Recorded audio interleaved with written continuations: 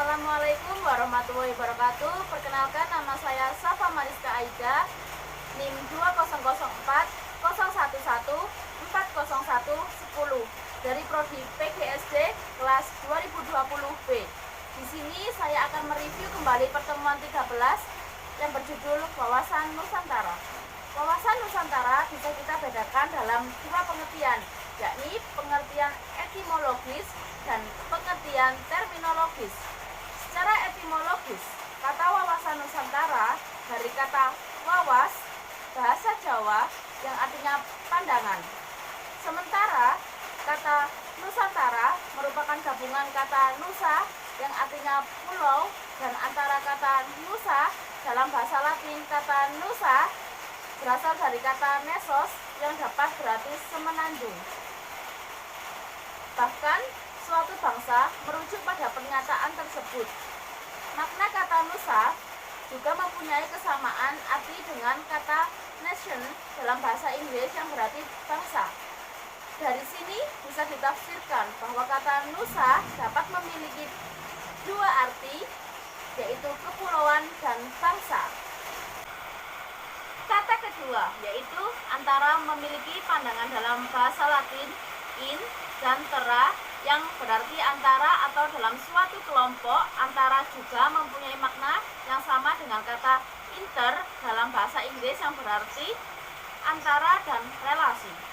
Sedangkan dalam bahasa Sangketa, kata antara dapat diartikan sebagai laut, seberang, atau luar. Bisa ditafsirkan bahwa kata antara mempunyai makna antara, relasi, seberang, atau laut. Dari penjabaran di atas, penggabungan kata Nusa dan antara menjadi kata Nusantara dapat diartikan sebagai kepulauan yang di antara laut atau bangsa-bangsa yang dihubungkan oleh laut. Dalam kitab Negara Kertagama karangan Empu Tantular, arti Nusantara ialah pulau-pulau di luar Jawa dengan Majapahit sebagai ibu kotanya. Nama Indonesia berasal dari dua kata bahasa Yunani, yaitu Indo atau Indu yang berarti Hindu atau Hindia, dan Nesia atau Nesos yang berarti pulau. Sebaran pulau yang berada di antara dua samudra, yakni Samudra Hindia dan Samudra Pasifik, dan dua benua, yakni benua Asia dan Australia.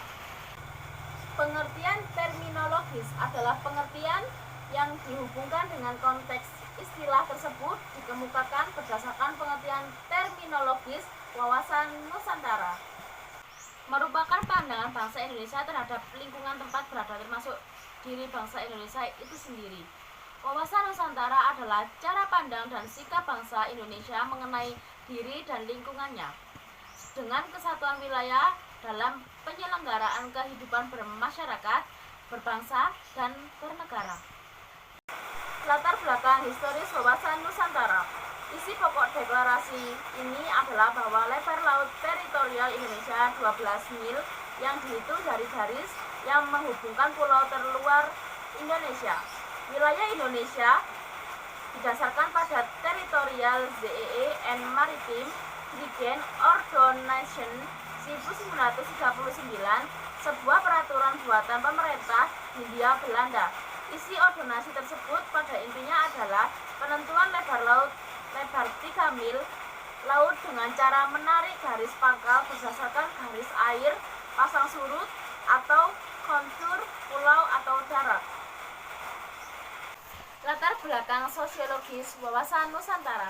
Seiring tuntunan dan perkembangan konsepsi, wawasan Nusantara mencakup pandangan akan kesatuan politik, ekonomi, sosial, budaya, dan pertahanan keamanan, termasuk persatuan sebagai satu bangsa. Berdasarkan pada kondisi sosial budaya masyarakat Indonesia, wawasan Nusantara yang pada awalnya berpandangan akan kesatuan atau keutuhan wilayah, keadaan sosiologis masyarakat Indonesia, dan juga keberlangsungan penjajahan yang memecah belah bangsa telah melatar belakangi tumbuhnya semangat dan tekad orang-orang di wilayah Nusantara ini untuk bersatu dalam satu nasionalitas satu kebangsaan, yakni bangsa Indonesia. Latar belakang politis wawasan Nusantara. Secara politis, kepentingan nasional bagaimana agar wilayah yang utuh dan bangsa yang bersatu ini dapat dikembangkan, dilestarikan, dan dipertahankan secara terus-menerus.